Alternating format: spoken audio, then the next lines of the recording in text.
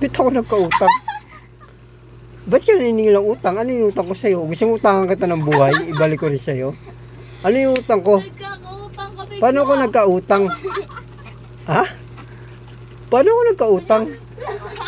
Ay, kitawa rin, kala yung naiintindihan. Paano ako nagka-utang sa'yo, Monique? Anong, ano? Yung 1K ko sa'yo dati. Ano? Hala, yung 1K ko sa'yo yung tinatago ko. May 20 pa yun eh.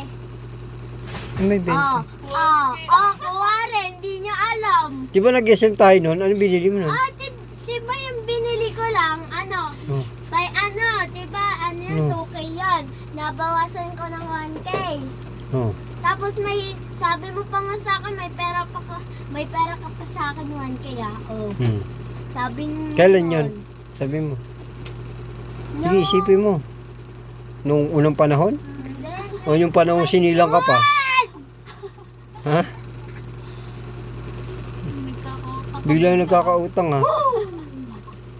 Ha? Ay, bakit may ano ka naman talaga eh. May utang ka sa akin eh.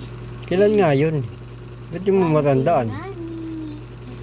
Siyempre matagal na yun. Matagal na yun. At tanong mo pa kay mama. Dami mo alam. Doon mo alam.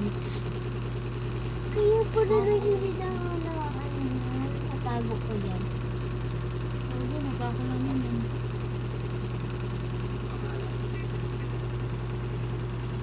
Jaden. O JD yung binibili mo, anong oras alas 12 na? Saraduhan ka na dun, iiyak na naman yung baboy.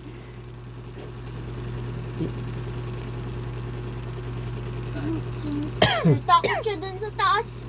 Kaganina, nanginginig-nginig siya. Bakit? Doon inakyat siya ni Tita Vanessa, pinaakyat siya. Tapos binigyan siya kasi ng stick. Bibigyan siya ng stick.